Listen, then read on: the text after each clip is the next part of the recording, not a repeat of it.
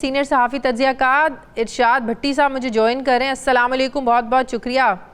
भट्टी साहब, यकीनन आपसे भी हर कोई आजकल एक ही सवाल करता है, जिसके पास भी खड़े हो जाएं एक ही सवाल होता है, तहरीक इंसाफ की हुकूमत घर जाने वाली है, तहरीक अदम एतमाद नाकाम हो जाएगी, कामयाब हो जाएगी, इमरान खान वज़ीर आज़म रहेंगे नहीं रहेंगे, अपोजिशन के अपने दावे हैं, हुकूमत के अपने दावे हैं। आज प्राइम मिनिस्टर ने सहाफ़ियों से भी मुलाकात की है। कुछ सोर्सेज बता रहे हैं कि उन्होंने बड़े वसूख से ये बात की है कि तहरीक अदम एतमाद नाकाम होगी। इनको पता ही नहीं है, मैंने तो इसका पता अपना अभी सामने लेके ही नहीं आया हूँ, ये तो अपने सारे कार्ड शो कर चुके हैं। आपको क्या लगता है कि 27 मार्च जिसका बड़ा इन्होंने एक हाइप क्रिएट कर दी है कि उसमें बहुत बड़ा सरप्राइज़ देना है और उसके बाद जो है ना वो सब लोग वापस आ जाएंगे, क्या हो सकता है 27 मार्च वाले दिन?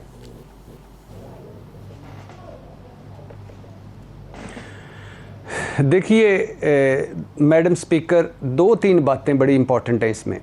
पहली बात ये है कि ये जो मैं पहले दिन से कह रहा था कि जब तहरीक अदम एतमाद पेश की और उसके बाद जब सिंध हाउस में लोटे नज़र आए तो मैं कह रहा था कि इस अपोजिशन ने मरे हुए इमरान खान को ज़िंदा कर दिया।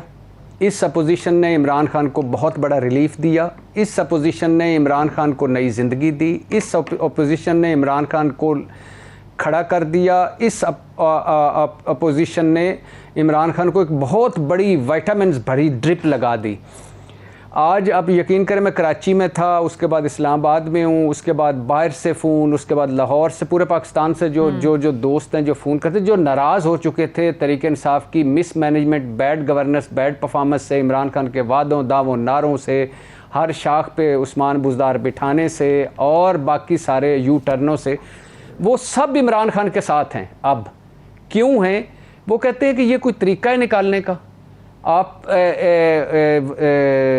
वो कहते हैं कि ये सारे हर मर्तबा जमहूरियत और पाकिस्तान की बेहतरी और सिविलियन बालादस्ती और वोट को इज़्ज़त दो की खातिर इकट्ठे हो जाते हैं और निकाल बाहर फेंकते हैं। तो इसमें तो कोई शक नहीं कि जो ये मेरे लिए बड़ा सरप्राइज होगा अगर ये 27 का जलसा बहुत बड़ा जलसा होगा। एक गरीब, मेरी बात सुने ना भट्टी साहब, एक आम शख्स का, एक गरीब शख्स की भी यही सोच है कि उसे कोई परवाह नहीं अब महंगाई की। महंगाई भी पीछे रहेगी, बेरोजगारी भी पीछे रह गई, तंग हालात भी पीछे रह गए। अब उन्हें इस चीज़ की फिक्र है कि जो पुराने चोर डाकू लुटेरे इकट्ठे हो गए, अच्छा ये तरीका है इमरान खान को निकालने का, मतलब कि सारी चीज़ें पीछे रह गई। उसकी वजह ये है मैडम स्पीकर कि क्या आप समझती हैं कि बिलावल भुट्टो की फर्स्ट प्रायोरिटी महंगाई, बेरोज़गारी या जमहूर है? बिल्कुल भी नहीं है। क्या आप समझते हैं कि मरियम नवाज़ जो कुछ कर रही हैं वो महंगाई के लिए कर रही हैं या आवाम के लिए कर रही हैं? बिल्कुल भी नहीं। क्या आप समझती हैं कि शरीफ बरादरान और आसिफ अली जरदारी आवाम की हालत बदलने के लिए तड़प रहे हैं? बिल्कुल भी नहीं। मुझे इस आवाम को ग्लैमराइज़ करना बिल्कुल नापसंद है, क्योंकि ये 2000 रुपए पे हलफ ले लेते हैं कि हम आपको वोट देंगे और ये किराए पैसे लेकर जलसों में भी आ जाते हैं। ये कीमे वाले नान और बिरयानी की प्लेटों पर भी मिक जाते हैं। लेकिन लोगों को ये तो कम अज़ कम पता है कि एक तरफ अगर इमरान खान है जिसका ये हाल है तो दूसरी तरफ कौन है।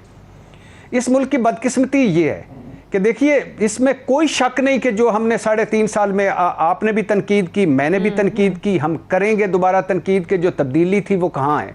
लेकिन आप एक तरफ देखिए, 1970 में भुट्टो साहब ने एक नारा मारा था कि मैं रोटी कपड़ा और मकान दूंगा।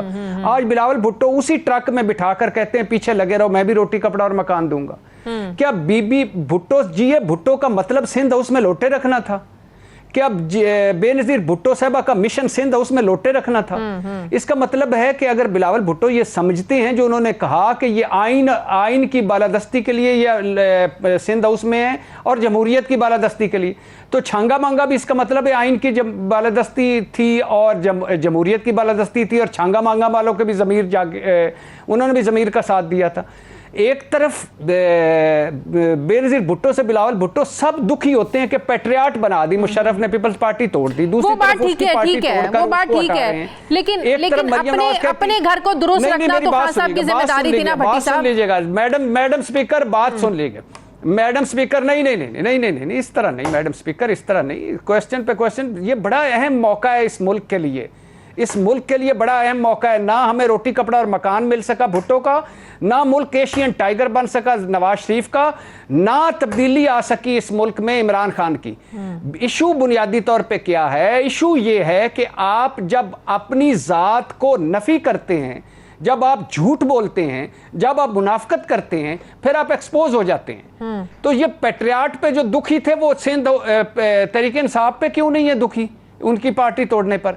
और ये आप ठीक तरीके अदम एतमाद एक आइनी और जमहूरी हक है, ये आइन और जमहूरियत इनकी है जो सिंध हाउस में थी, या ये जो छोटी छोटी 2-3 पार्टियां हैं, ये जो इब्नुल वक्त हैं और सियासी मौका शनास हैं जो हर 4 साल बाद इधर से उधर, उधर से इधर हो जाते हैं, ये है आपकी जमहूरियत और ये है आपका आइन की बालादस्ती, सिविलियन बालादस्ती और वोट की इज्जत खुदा के लिए। लेकिन आप देखें नूर आलम खान देख ले, राजा रियाज, आप इन लोगों को देख ले, हम तो इनको पिछले 2-3 साल से एतराज़ात और इनके तहफ़्फ़ुज़ात ही सुनते आ रहे हैं। उस वक्त कहाँ तहरीक अदम एतमाद की बात थी, अपोजिशन ने ऐसा कोई इंदिया दिया था। हुकूमत को अपने घर को भी तो सुधारने की ज़रूरत थी। इन लोगों के तहफ़्फ़ुज़ात, इन लोगों की शिकायत का अजाला किया होता तो आज ये नौबत आती, इनको सुना होता। राजा रियाज साहब को वजारत मिल जाती तो राजा रियाज साहब इस तरफ ना आते। जहांगीर तरीन साहब को कोई उनके खिलाफ मनी लॉन्ड्रिंग या फ्रॉड या शुगर के केसेस ना होते तो ये ग्रुप ना बनता। बाकी रह गया नूर आलम, हमने उनकी सपोर्ट की थी, मदद की थी, हमने साथ कहा कि वो सही बात कर रहा है कि महंगाई खत्म होनी चाहिए, बेरोजगारी खत्म होनी चाहिए। लेकिन मैडम शेख मैं कह रहा हूँ माजरत के साथ, आप अपने प्रोग्राम के एंकर का जिक्र ना करें बार-बार। बुनियादी तौर पे इशू क्या है? नहीं, मैं माजरत चाहता हूँ, माजरत कर ली, अब क्या करूँ मैं। अच्छा, उसके ये ठीक कह रही हैं आप। मैं तो इस हक में हूं कि पार्टियों में बादशाहत नहीं होनी चाहिए, गुलामी नहीं होनी चाहिए, खड़े होकर बात करनी चाहिए, अपने जबान जो दिल की बात है वो जबान पे लानी चाहिए। लेकिन मैं इस हक में नहीं हूं कि आप नून लीग की टिकटों की खातर, मुबैना तौर पर पैसों की खातर, मुबैना तौर पर ओहदों की खातर या अपने हलके की सियासत की खातर हमें बेचें। मैं इस हक में नहीं हूं। इमरान खान मैटर नहीं करता मैडम स्पीकर, मेरे जेन में रखिएगा। इमरान खान का हट जाना, रह जाना, तरीके अदम का कामयाब हो जाना, नाकाम होना, अपोजिशन का कामयाब होना, हुकूमत का कामयाब होना, ये मैटर नहीं करता। मैटर ये करता है कि हम हमेशा मैटर ये करता है कि क्या हमेशा इनको हम ग्लैमराइज करते रहेंगे हर 4 साल बाद? आप मुझे बताइए। हाँ। चलो छोड़िए, इमरान खान को छोड़ दीजिए, एक साइड पे रखिए। आपने नून लीग की हुकूमत पनामा लीक्स पे जब हटी थी तो कितने बड़े इल्जामात थे। क्या शहबाज शरीफ सारे इल्जामात से धुल गए? नवाज शरीफ ने सारे मनी ट्रेल दे दी। आसिफ जरदारी 35 वालीम से सुरखरू हो गए, 10 वालीम के मुलजम बाहर आ गए, 36 कंपनी, मकसूद, चपड़ासी, फलान, वो किधर गए? क्या 4 साल बाद वो एक विलन हीरो हो जाता है और हीरो विलन हो जाता है? नहीं, आप सब कुछ करिए, मगर ये तो कोई बात ना हुई कि हर 4 साल बाद फिर वही चेहरे मुसल्लत, फिर वही चेहरे मुसल्लत, फिर वही चेहरे मुसल्लत।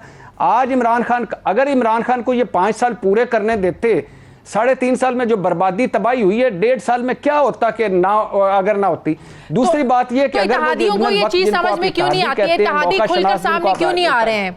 इत्तेहादी खुलकर सामने आने से क्यों कासिर हैं? वो अभी तक फैसला करने से अपना क्यों कासिर है? वो एक तरफ खड़े ही नहीं हो रहे, उधर भी मुलाकातें हैं, उधर भी राजी रखे हुए हैं, इधर भी राजी रख रहे हैं।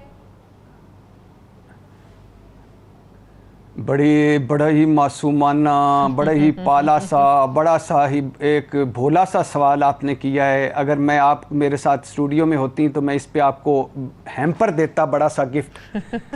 वो क्यों नहीं आ रहे, क्यों नहीं खड़े हो रहे, क्यों नहीं जमहूरियत के हम कंधा देते, क्यों नहीं हमारी आवाम के निकलते? भाई, पहले आपने वो बैनर्स देखे होंगे जिस पे लिखा होता है कदम बढ़ाओ हम तुम्हारे साथ। अब है रेट बढ़ाओ हम तुम्हारे साथ हैं, ऑफर लगाओ हम तुम्हारे साथ हैं। ये इब्नुल वक्त लोग हैं। हमारी सियासत का डीएनए खराब है। सियासत को इज्जत, ऑनर या डिग्निटी के लिए थोड़ी की जाती है।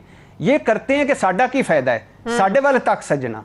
जिस तरफ आप देखें, अपोजिशन, हर कोई कह रहा है हमारा बड़ा आदमी, अपोजिशन का वाज़े, इत्तेहादियों का वाज़े झुकाव अपोजिशन की तरफ है।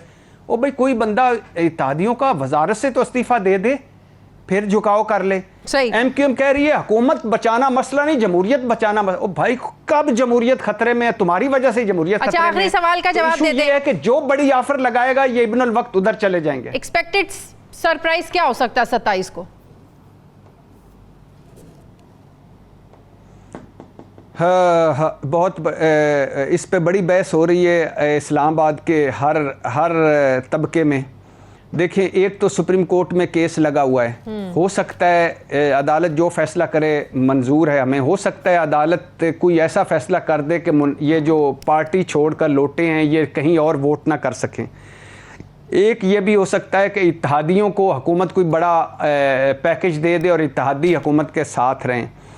तीसरा बड़ा सरप्राइज़ ये हो सकता है कि यानी इमरान खान इस्तीफ़ा दे दें और कहें कि मैं नए इलेक्शन पे जा रहा हूँ, ये सारे इकट्ठे हो गए हैं। चौथा एक ये भी हो सकता है कि वो कोई ऐसा किसी को हटा दें या किसी को किसी जगह पे दोबारा लगा दें, ये भी कोई हो सकता है।